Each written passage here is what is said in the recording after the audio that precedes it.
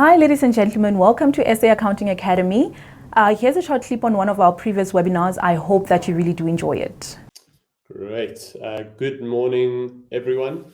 Thank you again to the SA Accounting Academy for inviting me to talk about a topic that I'm quite passionate about. Really good to be here with all of you again. Today, I'm going to be talking about how you can assist SMEs, assist your clients with accessing business funding. This is obviously a topic which is really important, particularly in this economy in a post-COVID world, and also after all of the looting that we've seen across South Africa over the last few weeks. Businesses are in need of funding more so than ever, and so accountants we're seeing are playing a more important role in assisting their clients and SMEs around South Africa in accessing funding. So I'll be talking a bit about that today. Just to introduce myself, I am Dan Goldberg. I'm the CEO and co-founder of Bridgement. Bridgement is a fintech which specializes in business funding for small businesses and SMEs around South Africa. And I'll talk a bit about what we do on the back end of the presentation. But to dive right into it, so I'll be talking a bit about the state of SME finance, the state of SMEs in South Africa at the moment, and what we've seen in the market. I'll also be talking through some tips for accountants in particular, who are playing a really important advisory role to their SMEs, assisting them in managing their cash flow, managing finances, and getting through the last few months of lockdown with COVID, and of course also getting through the looting and the effects of that if they've been affected. I'll also be talking about SME funding in general and doing a sort of crash course on that and how that works, what the different options are, what some of the pitfalls are, things to look out for in South Africa. And then I'll also be talking a bit about the fintech funding landscape and solutions for SMEs in South Africa. So maybe just to jump into the state of SME finance, one of the metrics that I always like to show and talk about is the Small Business Monitor, which is an index that was created by Yoko and IOL. And they basically have been tracking where the revenue of SMEs collectively is sitting compared to pre-COVID world, so basically compared to March of 2020. And when we looked at the stats a couple of weeks ago, towards the back end of June, we saw that the total revenue that businesses were doing, they were sort of only at the 78% mark. So they're only doing 78% of the turnover or the revenue that they were doing in March of last year, March 2020. This obviously fluctuates, it goes up and down, and as we went into the hard lockdown in July, that obviously would have gotten worse. And now, as we've come out of adjusted stage 4 of lockdown, that would have gotten better. And it does also vary depending on which part of the country you're looking at, which province you're looking at, and of course, very importantly, what industry you're looking at.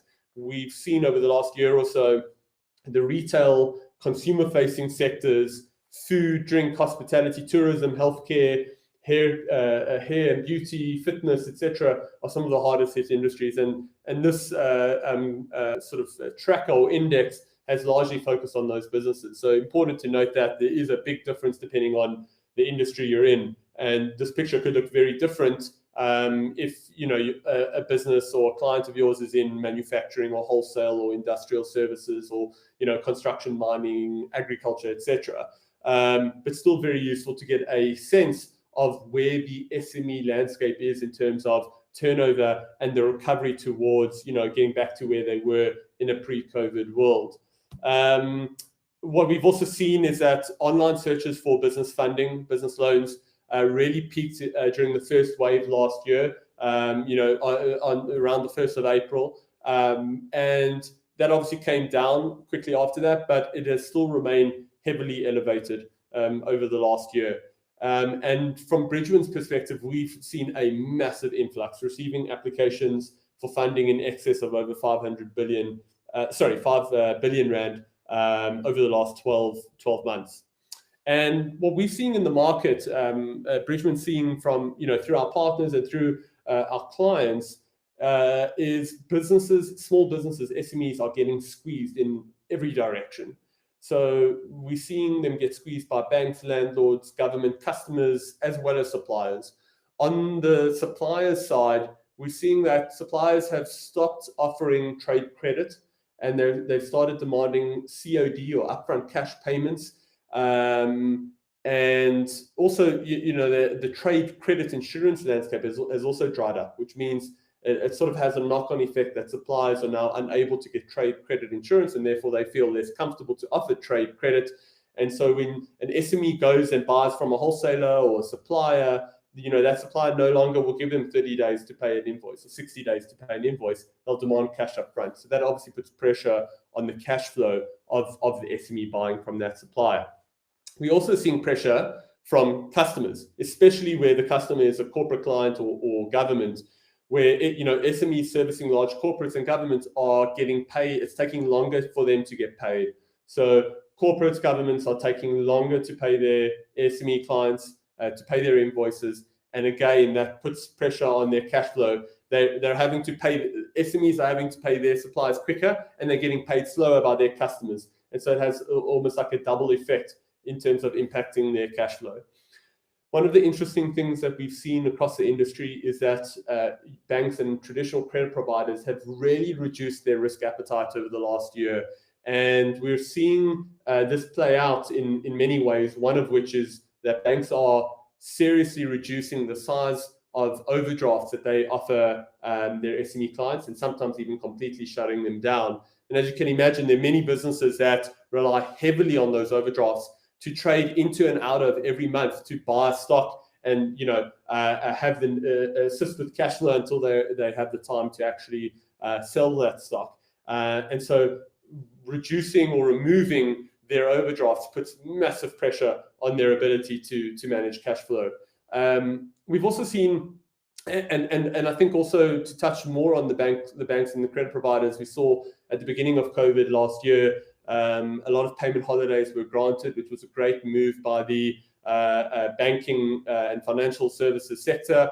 But unfortunately, those have come to an end largely, and businesses are now left, having to pay some of the interest that would have accrued over those payment holidays, and no longer are receiving any more payment holidays.